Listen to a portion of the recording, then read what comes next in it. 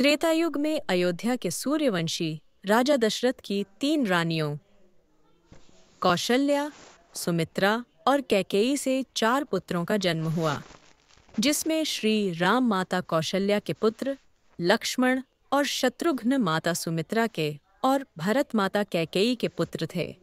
चारों पुत्रों की शिक्षा पूर्ण होने पर महर्षि विश्वामित्र राजा दशरथ के महल आकर राम और लक्ष्मण को अपने यज्ञ की असुरों से रक्षा करने के लिए जंगल के आश्रम में ले जाते हैं।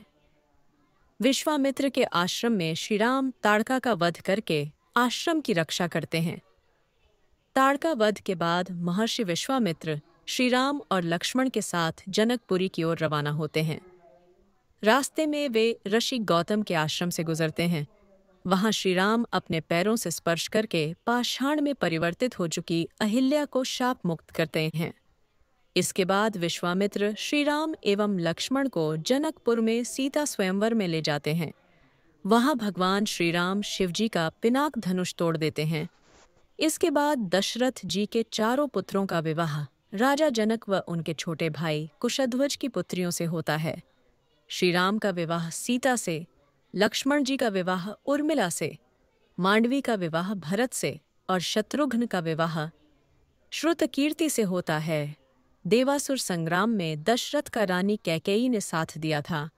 दशरथ 2 वरदान मांगने का वचन देते हैं। श्री राम के राज्याभिषेक की तैयारी के दौरान मंथरा के उकसाने पर रानी कैकेयी श्री राम को 14 वर्ष का वनवास और अपने पुत्र भरत को अयोध्या का राजा बनाने का वरदान मांगती है। प्रभु श्री राम अपने पिता दशरथ के वचन को निभाने के लिए अपनी पत्नी सीता और भाई लक्ष्मण के साथ सन्यासियों का वेश धारण करके नियमों के तहत 14 वर्ष के लिए जंगल में चले जाते हैं। प्रभु श्री राम, लक्ष्मण और माता सीता को निषाद राज केवट नाव से गंगा पार कराते हैं।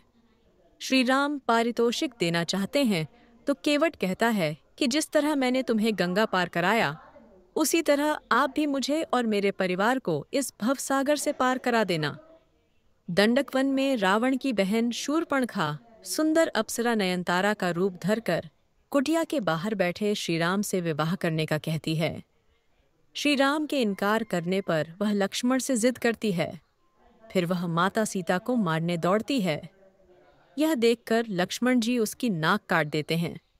अपनी कटी हुई नाक को लेकर शूर्पणखा अपने भाई और दंडक वन के असुर राजा खर और दूषण के पास पहुंचती हैं। बाद में श्री राम का खर और दूषण से युद्ध होता है, जिसमें दोनों का श्री राम वध कर देते हैं। खर दूषण के वध का समाचार लेकर शूर्पणखा अपने भाई लंकापति रावण के पास पहुंचकर उन्हें भड़काती है और सीता की सुंदरता की तारीफ करती है।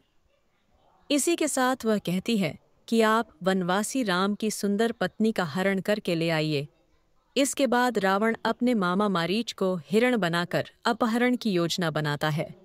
सीता उस सुंदर स्वर्ण हिरण को देकर उसे लाने के लिए श्री राम से जिद करती हैं। राम जी उस हिरण को लाने के लिए वन में चले जाते हैं। जब हिरण का भेद खुल जाता है तो राम उसका वध कर देते हैं। बहुत देर तक श्री राम नहीं लौटते हैं तो सीता किसी अनहोनी की आशंका से लक्ष्मण को वन में श्री राम की सहायता करने के लिए भेजती है। लक्ष्मण जी एक लक्ष्मण रेखा खींचकर वन में श्री राम को ढूंढने चले जाते हैं। लक्ष्मण जी के जाने के बाद रावण सन्यासी का वेश धारण करके सीता से भिक्षा मांगता है और कहता है कि इस रेखा के पार आकर ही भिक्षा दें, तभी ग्रहण करूंगा। माता सीता यह गलती कर देती हैं और तब रावण अपने असली रूप में आकर अपहरण करके सीता को विमान में बैठाकर ले जाता है। रावण जब विमान से माता सीता का अपहरण करके ले जा रहा होता है, तब रास्ते में गिद्धराज जटायु उसे रोकने का प्रयास करते हैं और इसी प्रयास में रावण जटायु का वध कर देता है। जटायु का अंतिम संस्कार करने के बाद श्री राम और लक्ष्मण सीता की खोज में निकल पड़ते हैं। खोजते हुए वे शबरी के आश्रम पहुंच जाते हैं। इसके बाद उनका हनुमान जी और सुग्रीव जी से मिलन होता है। सुग्रीव अपनी व्यथा श्री राम को सुनाता है। सुग्रीव की व्यथा सुनकर राम जी बाली वध के लिए तैयार हो जाते हैं और सुग्रीव और बाली के युद्ध के दौरान राम जी बाली का वध करके सुग्रीव को किष्किंधा का राजा बना देते हैं। सीता की खोज में जामवंत के कहने पर हनुमान जी को अपनी शक्तियों का आभास होता है और वे समुद्र लांघकर अशोक वाटिका पहुंच जाते हैं। वहां उनकी विभीषण से भेंट होती है। इसके बाद वे माता सीता को श्रीराम की अंगूठी देकर श्रीराम के बारे में बताते हैं। इसके बाद हनुमान जी को मेघनाद बंधक बनाकर रावण के समक्ष खड़ा करता है, तो वे रावण को श्रीराम के समक्ष समर्पण करने या यह युद्ध के लिए तैयार रहने के लिए कहते हैं। यह सुनकर रावण उनकी पूंछ में आग लगवा देता है। हनुमान जी अपनी जलती हुई पूंछ से लंका को जला देते हैं। लंका दहन के बाद हनुमान जी विभीषण की मुलाकात श्रीराम से कराते हैं और तब नल और नील की योजना से समुद्र पर सेतु का निर्माण किया जाने लगता है। अंत में श्रीराम बालीपुत्र अंगद को रावण की सभा में भेजकर समर्पण करने और शांति का अंतिम प्रस्ताव का संदेश देते हैं। रावण नहीं मानता है तो अंगद अपनी शक्ति का प्रदर्शन करके चेतावनी देकर लौट आता है। इसके बाद राम और रावण का युद्ध होता है। तीसरे दिन के युद्ध में श्रीराम का कुंभकर्ण से युद्ध होता है और तब कुंभकर्ण मारा जाता है।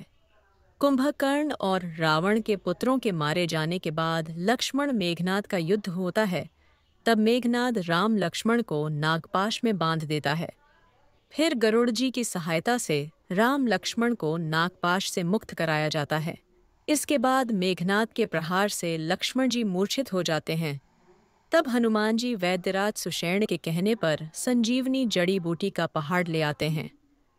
संजीवनी बूटी से लक्ष्मण जी को जब होश आ जाता है, तब फिर से उनका मेघनाद के साथ युद्ध होता है और अंत में वे मेघनाद का वध कर देते हैं।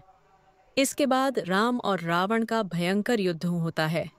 विभीषण के बताने पर श्री राम नाभि में तीर छोड़ते हैं और तब रावण का वध करने के बाद प्रभु श्री राम अपनी पत्नी सीता और भाई लक्ष्मण के साथ पुष्पक विमान में बैठकर अयोध्या लौट आते हैं।